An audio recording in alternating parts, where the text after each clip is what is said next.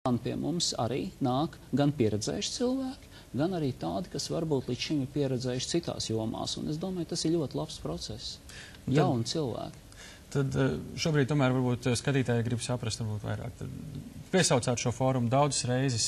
Īsā būtība tam? Īsā būtība ir pirmām kārtām dot iespēju latviešiem mācīties, redzēt, kā un kas ir darīts citās valstīs, nācijās, citur pasaulē, kā no salīdzinoši stagnantas ekonomikas ir nodrošināta strauja attīstība, kas tieši tā maģiskā formula, kas ir darīts. Un otrām kārtām arī pacelt mazliet mūsu garu, parādīt, ka citi ir varējuši, un mēs neesam sliktāki, mēs arī varam. Tātad mums nevajag gausties, nevajag turpināt emigrēt, nevajag bēdāties par to, ka mēs neko nevaram, vajag vienkārši mērķtiecīgi sākt strādāt. Un jāsāk ir patiešām ar izglītošanos, jo, ja mēs gribam, piemēram, labi virpot kādu detaļu vai labot zobus, mēs mācamies, mēs neķeramies klāt un necenšamies to darīt uz dzīvu cilvēku. Cik tu redz varbūt tik daudz mērķtiecīgu strādāšanu, kā mērķtiecīgu priekšvēlēšanu kampaņu?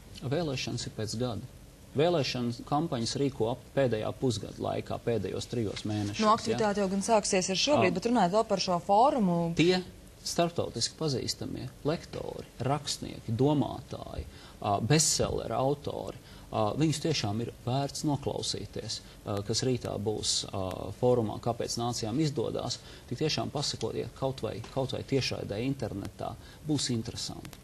Šajā fórumā tiks runāts par pasaules veiksmes stāstiem. Kā tiks pozicionēta Latvija vai arī kā veiksmes stāsts? Latvija, tā kā šis fórums ir domāts, lai mācītu kaut ko mums, tad Latvija, faktiski par Latviju tur būs ļoti maz.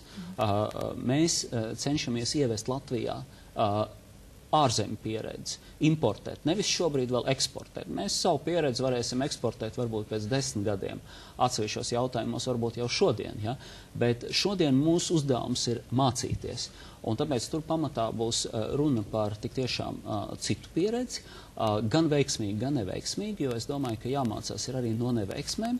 Ja kādam kaut kas nav izdevies, tad ir jāmēģina saprast, kāpēc, bet galvenokārt, kāpēc ir izdevies un kas tieši ir darīts, lai izdotos. Un šeit, kaut vai, ja mēs varam minēt piemēru, ja Latvijā ar vien vēl mazam uzņēmumam grāmatvedības izmaksas ir 5 reizes lielākas kā Lielbritānijā, tad ļoti kārdinoši šķiet pielietot Singapūras pieredzi, kas sāk ar to, ka vienkāršoja visus normatīvos aktus un birokrātiju. Vienkāršoja. Lai katram būtu īsos dokumentos skaidrs, kādas viņa tiesības pienākumi, un būtu pilnīgi skaidrs, ko likums prasa, un būtu prieks viņu arī ievērot. Ja? Šodien mums, paskatieties, katru valdības sēdi, tas ir katru nedēļu, tiek aptuveni 100 normatīvie akti izskatīti. Ja? Tad vidēji katram ministra kabineta sēdē var veltīt tikai kāds 3 minūtes. Ja? Tas viens piemērs. Tas ir nenopietni. Ja? Paldies par sarunu šajā brīdī. Jūs nevēlaties vēl pajautāt kaut ko par Derekam Baumām? Mums ir vēl ļoti daudz jautājumu. Nav laika. Bet mums ir vēl daudz jautājumu. Mēs vēl parunāsim par Baumām. Jums ir vēl labdienu. Paldies Ienaram Repšem, biedrības Latvijas attīstībai vadītāji. Un mēs turpinam ar citām ziņām šorīt. ANO ģenerālsekretārs ir saņēmis ziņojumu par ķīmiskajiem uzbrukumiem Sīrijā.